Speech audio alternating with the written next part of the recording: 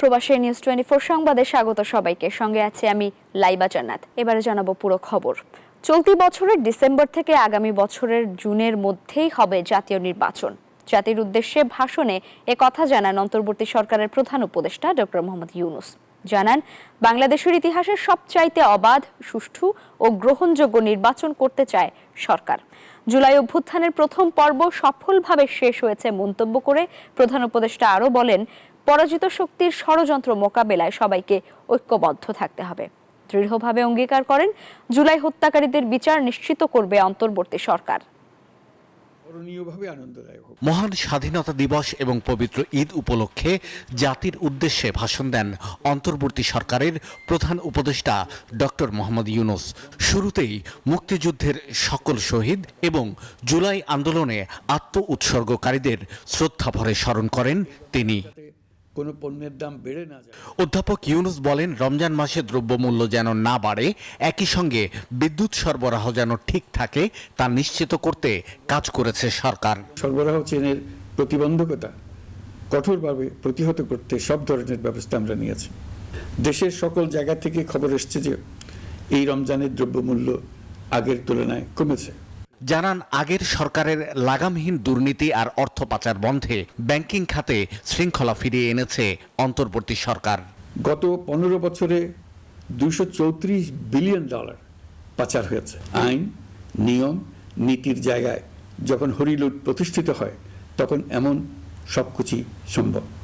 এই অর্থ পাচারকারীদের দ্রুত আইনের আওতায় নিয়ে আসার লক্ষ্যে ইতিমধ্যে আন্তর্জাতিক তৎপরতা জোরদার করা হয়েছে। ভাষণে জুলাই আগস্ট গণ অভ্যুত্থানে বাংলাদেশে ঘটে যাওয়া হত্যাকাণ্ড নিয়ে জাতিসংঘ প্রতিবেদনের উল্লেখ করে প্রধান উপদেষ্টা বলেন, এই হত্যাকাণ্ডে সরাসরি জড়িত আওয়ামী লীগ সরকার। যারা গণহত্যায় জড়িত ছিল, যারা নির্বিচারে মানুষ হত্যা করেছে, যারা ইতিমধ্যে হত্যাকারী হিসেবে বিশ্বের কাছে স্বীকৃত, তাদের বিচার এই দেশের মাটিতে হবে। অভিযোগ করেন, পরাজিত শক্তি সরকারকে অস্থিতিশীল করতে ব্যাপক গুজব চালাচ্ছে, সঙ্গে করছে নানামুখী ষড়যন্ত্র। যতই নির্বাচন কাছে আসবে এর রূপ আরো ভয়ঙ্কর হতে থাকবে। সবসময় মনে রাখতে হবে, আমরা কিন্তু যুদ্ধাবস্থায় আছি। গুজব হলো এই জুলাই অভ্যুত্থানের বিরুদ্ধে পরাজিত শক্তির মস্ত বড় হাতিয়ার। গুজব দেখলেই গুজবের সূত্রের সন্ধান করতে থাকবেন, গুজবকে অবহেলা করবেন না।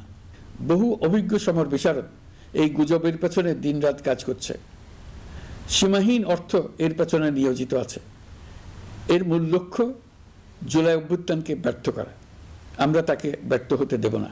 আগামী জাতীয় নির্বাচন কখন হবে সে বিষয়েও ধারণা দেন প্রধান উপদেষ্টা। এবছর ডিসেম্বর থেকে আগামী বছরের জুনের মধ্যে নির্বাচন হবে। আমরা চাই আগামী নির্বাচনটি বাংলাদেশের ইতিহাসে সবচেয়ে অবাধ, সুষ্ঠু ও গ্রহণযোগ্য নির্বাচন হবে। এই জন্য নির্বাচন কমিশন সব ধরনের প্রস্তুতি নিতে শুরু করেছে। রাজনৈতিক দলগুলো ব্যাপক উৎসাহ উদ্দীপনায় নির্বাচনের জন্য তৈরি হতে শুরু করবে বলে আশা করছি। ভাষণে নারী অধিকার নিশ্চিত করার আহ্বানও উঠে আসে প্রধান উপদেষ্টার কণ্ঠে। বলেন, জুলাই আন্দোলনের পর নারীদের অবস্থান ইতিবাচকভাবে পরিবর্তন হবে, সরকার তা নিশ্চিত করতে চায়। শাহ আলী জয়, নিউজ 24, ঢাকা।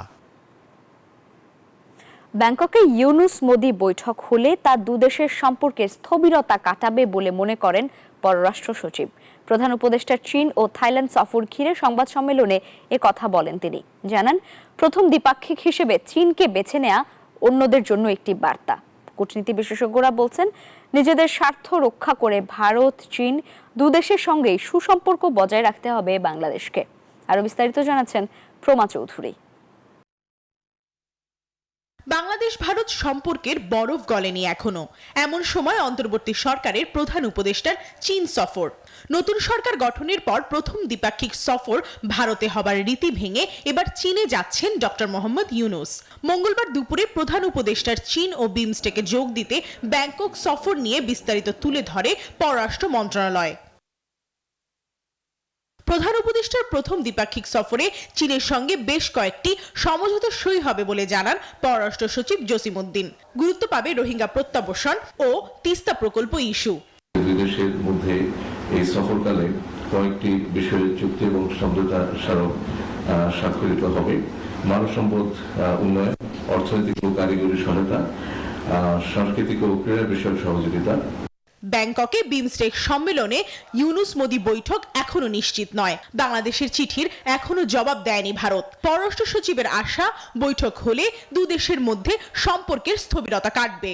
আমরা আশা করি যে বৈঠকগুলি অনুষ্ঠিত হয় তাহলে আমাদের দ্বিপাক্ষিক সম্পর্কে যে সৃষ্ট স্থবিরতা সেটা কেটে যাওয়ার সম্ভাবনা আছে। আমাদের দিক থেকে আমরা বলতে পারি যে আমরা এই বৈঠকের জন্য প্রস্তুত আছি। তবে ভারত বাংলাদেশ সম্পর্কের এই বাস্তবতায় প্রধান উপদেষ্টার চীন সফরকে গুরুত্ব সহকারে দেখছেন বিশেষজ্ঞরা। নিজেদের স্বার্থ রক্ষা করে বহুপাক্ষীয় আলোচনার সুযোগ আছে বলে মনে করেন তারা। আমাদের অভ্যন্তরীণ চাহিদাটাই এখন এই মুহূর্তে আমাদের কাছে প্রধান বিষয়। তো কাজেই চীনের সাথে সম্পর্ক, ভারতের সাথে সম্পর্কের মানে কি বলা যায়, বিনিময় হচ্ছে না। নির্বাচিত সরকার আসতে হবে, তো তারা ওটার জন্য অপেক্ষা করবে, তারাও আমি মনে করি, যার জন্য ওই এমওইও হবে একাধিক, কিন্তু বড় কিছু হওয়ার কথা না। এই বিষয়ে আন্তর্জাতিক সম্পর্ক বিশ্লেষকরা বলছেন এই মুহূর্তে নির্বাচিত সরকারের অপেক্ষায় ভারত ও চীন। তাই বাংলাদেশকে নিজেদের স্বার্থ রক্ষা করে দুদেশের সঙ্গে সুসম্পর্ক বজায় রাখার তাগিদ দিয়েছেন তারা। বাংলাদেশ আমার মনে হয় সবসময় এই ব্যাপারে। প্রমা চৌধুরী, নিউজ 24, ঢাকা। রোম সহ ইতালির বিভিন্ন শহরে লেগেছে ঈদের আমেজ। প্রবাসী বাংলাদেশিরা ছুটছেন তৈরি পোশাকের দোকানগুলোতে। গেল বছরের তুলনায় বেড়েছে বিক্রি, কেনাবেচা বাড়ায় খুশি প্রবাসী ব্যবসায়ীরা। ইতালি থেকে এমডি রিয়াজ হোসেনের রিপোর্ট। ইতালির রোমে জমে উঠেছে ঈদ বাজার। রোজা রেখে প্রবাসী বাংলাদেশিরা ছুটছেন ঈদের কেনাকাটায়। নতুন পোশাক নিতে ঘুরছেন দোকানে দোকানে। ইতালিতে প্রবাসী বাংলাদেশি বেশি থাকায় শপিং মলগুলোতে ঈদের জমজমাট কেনাকাটা, ক্রেতাও সমাগম বেশ। কেউ কিনছেন পাঞ্জাবি, কেউ আবার শার্ট প্যান্ট। নতুন পাঞ্জাবি ছাড়া ঈদ মেলান দেশের এমন রেওয়াজ বিদেশেও বয়ে বেড়াচ্ছেন ইতালি প্রবাসী বাংলাদেশিরা। নারীরা ছুটছেন পছন্দের সালোয়ার কামিজের দোকানে। আজকে আমরা এখানে সবাই মিলে আসছি ঈদের শপিং করার জন্য। আমি এই পেজ একটা কিনেছি অলরেডি, আরো কিনা হয়েছে এবং আরো দেখছি যদি ভালো লাগে কিনবো। এটা বোধহয় ভালো লেগেছে খুব, এটা কিনবো এবং একটা হোয়াইট ড্রেস কিনেছি। প্রতি বছর মা বাবা কিনে দেয়, এই বছর আমার পছন্দ মতো কিনে ফেলছি। ঈদের কেনাকাটা করে ক্রেতাদের পাশাপাশি রোমের ব্যবসায়ীরাও দারুণ খুশি। আমাদের রমজানে খুব জমজমাট বিজনেস, এবার আমাদের ব্যবসা অনেক ভালো হয়েছে। তো বছর থেকে এবারও মোটামুটি আমাদের ভালো ব্যবসা হচ্ছে, তো আশা করি এখনো তো কয়েকদিন বাকি রয়েছে, এই শেষের দিনগুলিতে হয়তো আরো বেশি চাপ যাবে। অন্যান্য দেশের মুসলমানরাও কিনছেন বাংলাদেশি পোশাক। এবার ক্রেতা বেশি বলে মনে করছেন ব্যবসায়ীরা। প্রবাসীদের অর্জিত অর্থ যোগ হবে রেমিটেন্স খাতে, অবদান রাখবে বাংলাদেশের অর্থনীতিতে। এবছর বিগত বছরের তুলনায় পোশাক বিক্রি হচ্ছে বেশি। ঈদ উৎসব পালন করতে এখানকার প্রবাসী বাংলাদেশিরা পছন্দের পোশাক ক্রয় করছেন। এখানকার ব্যবসায়ীরা বলছেন বিগত বছরের তুলনায় এবছর অধিক বিক্রি। তবে বাংলাদেশি পোশাকের চেয়ে ইন্ডিয়া এবং পাকিস্তানের নতুন পোশাকগুলো আকৃষ্ট করছেন এখানকার প্রবাসীরা। নতুন পোশাকে এবার ঈদের আমেজ জমে উঠুক এমনটাই প্রত্যাশা। ইতালির রাজধানী রোম থেকে রিয়াজ হোসেন, নিউজ 24। দর্শক, ইতালিতে অভিবাসীদের ঈদ বাজার নিয়ে বিস্তারিত জানাতে যুক্ত হচ্ছেন আমাদের সহকর্মী এমডি রিয়াজ হোসেন। তার সঙ্গে যুক্ত হচ্ছি। রিয়াজ, প্রবাসীদের ঈদ কেনাকাটার বিষয়ে কি তথ্য রয়েছে আপনার কাছে? ঈদ কেনাকাটা কেমন জমে উঠেছে, কেমন দেখছেন সবকিছু মিলিয়ে? যেমনটি বলছিলেন, আসলে ইউরোপের মধ্যে ইতালির রাজধানী রোমে জমে উঠেছে ঈদের বাজার। আর এ কারণে এখানে প্রবাসী বাংলাদেশি যারা রয়েছেন তারা কিন্তু তাদের ঈদ আনন্দ নতুন পোশাকের মাধ্যমে শুরু করেন। এবং ইতালির রাজধানী রোমে সবচেয়ে বেশি পোশাক বিক্রি হয়, কারণ ইউরোপের মধ্যে সবচেয়ে বেশি প্রবাসী বাংলাদেশি রোমে বসবাস করেন। ঠিক স্থানীয় এখন সময় হচ্ছে রাত 8টা। এখানকার সারা দিন ব্যাপী আসলে পোশাকের দোকানগুলোতে ভিড় করেন ক্রেতারা, কারণ তারা কর্মব্যস্ত থাকেন, তাদের পরিবার পরিজন বা নিজেদের জন্য পোশাকগুলো সময় বের করে কিনে নিয়ে আবার চলে যান। তবে দেশের মতো সন্ধ্যায় অথবা দিনে যে ঈদের মার্কেটগুলোতে ভিড় থাকেন, এখানকার অবস্থা কিন্তু সেরকম নয়। ঠিক আমি এখন এখানে একটি দোকানে রয়েছি, এটি লাইলা ফ্যাশন। সেখানে কিন্তু এই মুহূর্তে ইফতার পরবর্তী সময় কারণে এখন কিন্তু কোনো ক্রেতা নেই। তবে এখানে কিন্তু দিনব্যাপী সারাদিন কিন্তু এখানে ভিড় ছিল ক্রেতাদের। আর এখানকার ব্যবসায়ী সহ ইতালির রাজধানী রোমে অনেকগুলো গার্মেন্টস দোকান রয়েছে, বিভিন্ন দোকান রয়েছে যেগুলো ঈদের সামগ্রী কেনার জন্য, পোশাক কেনার জন্য, টুপি, তবজি, তারপর আতর, এইসব দোকানগুলো রয়েছে। এছাড়া শুধু যে রোমের তরপিনা তারাই নয়, তুস্কালনা, পিয়াসা ভিক্টোরিও সহ রোমের বিভিন্ন আনাচে কানাচে বিভিন্ন দোকান রয়েছে বাংলাদেশি মালিকানাধীন, এবং ইতালির রোমের বাইরের শহরগুলোতেও কিন্তু ঈদের বাজার জমে উঠেছে। এবছর অধিক বিক্রি হচ্ছে এবং প্রবাসী বাংলাদেশিরা বলছেন তারা কর্মব্যস্ত থাকার কারণে নতুন পাঞ্জাবি পরে নামাজ পড়বেন, নতুন পোশাক পরবেন, এরপরই তারা তাদের কর্মব্যস্ততায় ছুটে যাবেন। আমি একটু দেখানোর চেষ্টা করছি, এখানে একটি দোকান রয়েছে। এই দোকানগুলোতে কিন্তু বিভিন্ন দেশের পোশাক সাজিয়ে রেখেছেন এবং এখান থেকে তাদের পছন্দের পোশাকগুলো আসলে কিনে নিয়ে যাচ্ছেন প্রবাসীরা। আর এই পোশাকগুলো শুধু আজকে এখন শুধু নয়, আরো কয়েকদিন বাকি আছে, যেহেতু সেই আর বাকি কয়েকদিন কিন্তু আরো বেশি ব্যস্ত হয়ে পড়বেন এবং বেশি বিক্রি হবে এই সব দোকানগুলো। এই ছিল ইতালির রাজধানী রোম থেকে ঈদের বাজারের সর্বশেষ চিত্র। রিয়াজ, ধন্যবাদ আপনাকে।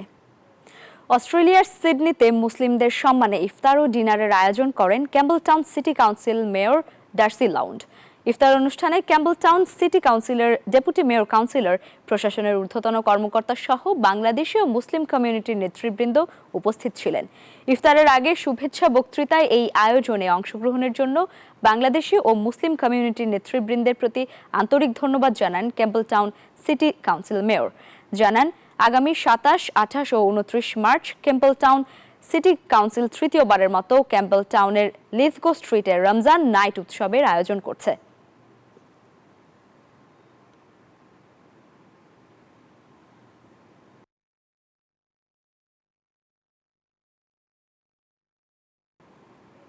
পাঁচ মে শাপলা চত্বর এবং জুলাই বিপ্লবে আহত ও শহীদদের স্মরণে সৌদি আরবের রাজধানী রিয়াদে ইফতার ও দোয়া মাহফিল অনুষ্ঠিত হয়েছে। দেশটিতে প্রতিষ্ঠিত ইসলামী সাংস্কৃতিক সংগঠন প্রবাসী নাশিদ ব্যান্ড এই উদ্যোগে এই ইফতার অনুষ্ঠিত হয়। আরিফ রব্বানীর সঞ্চালনায় এবং আব্দুল্লাহ আল মামুনের সভাপতিত্বে এতে প্রধান অতিথি ছিলেন খ্যাতিমান মুফাসসিরে কুরআন মাওলানা আব্দুল খালেক শরীয়তপুরী। প্রধান বক্তা ছিলেন মাওলানা আনোয়ার শাহ আজহারি। নাশিদ ব্যান্ডের শিল্পীদের মুগ্ধকর সঙ্গীতের পাশাপাশি এতে বক্তব্য রাখেন রিয়াদের গুণীজন, আলেম ওলামা, সংস্কৃতিপ্রেমী এবং সাংবাদিকবৃন্দ।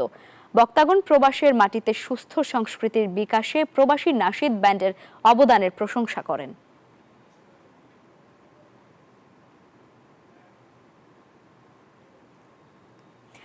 মালয়েশিয়ার কুয়ালালামপুরের শ্রমিক দলের উদ্যোগে ইফতার ও দোয়া মাহফিল অনুষ্ঠিত হয়েছে। মালয়েশিয়া শ্রমিক দলের ভারপ্রাপ্ত সভাপতি মোহাম্মদ শাহ আলম বিন সিরাজের সভাপতিত্বে ও মোহাম্মদ ফারুক হোসেনের পরিচালনায় এতে প্রধান অতিথি হিসেবে ভার্চুয়ালি বক্তব্য রাখেন শ্রমিক দল কেন্দ্রীয় সংসদের সভাপতি মোহাম্মদ আনোয়ার হোসেন। আরও বক্তব্য রাখেন সাধারণ সম্পাদক মোহাম্মদ নুরুল ইসলাম নাসিম, বিএনপির কেন্দ্রীয় নির্বাহী কমিটির সহ সাংগঠনিক সম্পাদক মোহাম্মদ সেলিমুজ্জামান সেলিম। শুভেচ্ছা বক্তব্য দেন মালয়েশিয়া শ্রমিক দলের সাধারণ সম্পাদক মোহাম্মদ রাজু ইমন আলী। পরে সাবেক প্রধানমন্ত্রী বেগম খালেদা জিয়ার সুস্বাস্থ্য ও দীর্ঘায়ু কামনায় দোয়া করা হয়।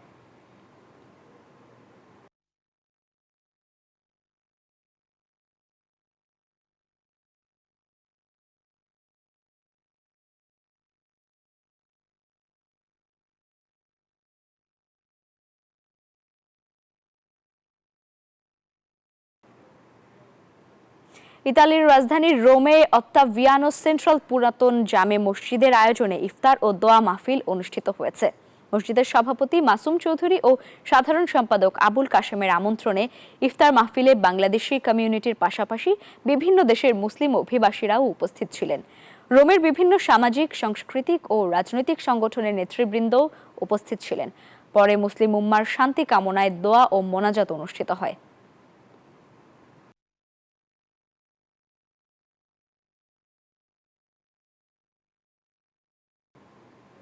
ইতালির রোমে চাঁদপুর জেলা সমিতির উদ্যোগে 7 শতাধিক প্রবাসী রোজাদারদের সম্মানে অনুষ্ঠিত হলো ইফতার ও দোয়া মাহফিল। ইফতার পূর্ব আলোচনা সভায় উপস্থিত ছিলেন সংগঠনের প্রধান উপদেষ্টা সিরাজুল ইসলাম মৃধা, সাধারণ সম্পাদক কবির হোসেন, যুগ্ম সাধারণ সম্পাদক সালাউদ্দিন, আলামিন বিশ্বাস, সাবেক সভাপতি নাসির খান সহ আরও অনেকেই। শেষে মুসলিম উম্মার শান্তি কামনায় দোয়া করা হয়।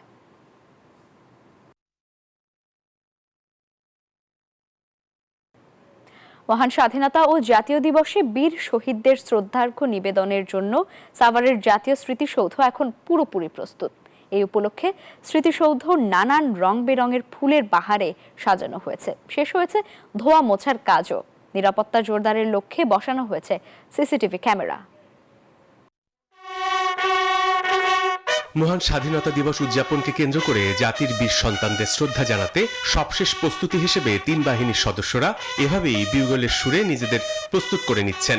একই সাথে কুচকাওয়াজের অনুশীলনে সেরে নিচ্ছেন তারা।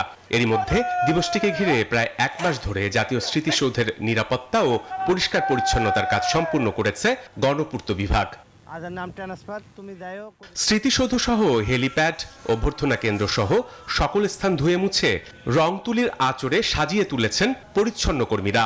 বীর শহীদদের পুষ্পার্ঘ্য অর্পণের মধ্য দিয়ে শ্রদ্ধা জানাতে সতেজ ও তাজা ফুলের বাহারি সৌন্দর্য ফুটিয়ে তুলতে সহস্রাধিক গাছের চারা রোপণ করা হয়েছে। আমাদের কাজ চলতেছে, ইটা বালু সিমেন্টের রাজমিস্ত্রির বিভিন্ন প্রকারের কাজ চলতেছে। কানের ফুলের গাছ লাগানো, তারপর ধোয়া মোছা, টব সাজানো, এগুলো সম্পূর্ণ আমাদের প্রায় প্রস্তুতির শেষের দিকে। এরই মধ্যে সকল প্রস্তুতি শেষ করা হয়েছে বলে জানিয়েছে প্রশাসন। আমরা গণপূর্ত অধিদপ্তরের পক্ষ থেকে পুরো স্মৃতিসৌধ কমপ্লেক্সকে ধুয়ে মুছে পরিষ্কার পরিপাটি করা, ফুল দিয়ে সাজানো, রং তুলির কাজ, সিসি ক্যামেরা স্থাপন, লেক সংস্কার সহ সকল ধরনের কার্যক্রম সম্পন্ন করেছি। উপজেলা প্রশাসনের পক্ষ থেকে আমাদের যেসব কাজ করা দরকার, পদক্ষেপ গ্রহণ করা দরকার, ইতিমধ্যে গ্রহণ করেছি। স্বাধীনতা দিবসকে ঘিরে আইন শৃঙ্খলা রক্ষায় সব ধরনের ব্যবস্থা নেওয়া হয়েছে 4 স্তরের নিরাপত্তা ব্যবস্থা। আমাদের এখানে 3500 পুলিশ সদস্য মোতায়েন থাকবে। আমিন বাজার থেকে শুরু করে আপনার গণস্বাস্থ্য কেন্দ্র পর্যন্ত এই পুরা রাস্তাটাকে আমরা 12টা সেক্টরে ভাগ করেছি। 12টা সেক্টর ওয়াইজ আমাদের পুলিশ ডিপ্লয়মেন্ট থাকবে। 26শে মার্চ ভোরে মহামান্য রাষ্ট্রপতি ও প্রধান উপদেষ্টার শ্রদ্ধা নিবেদনের পর সর্বসাধারণের জন্য খুলে দেয়া হবে স্মৃতিসৌধ মিনারের প্রধান ফটক। সালে Zahur Chowdhury, desk report, news 24। আর এই ছিল প্রবাসী নিউজ 24 সংবাদে। আরও সংবাদ বিশ্লেষণ জানতে ভিজিট করুন news24bd.tv। ধন্যবাদ সবাইকে।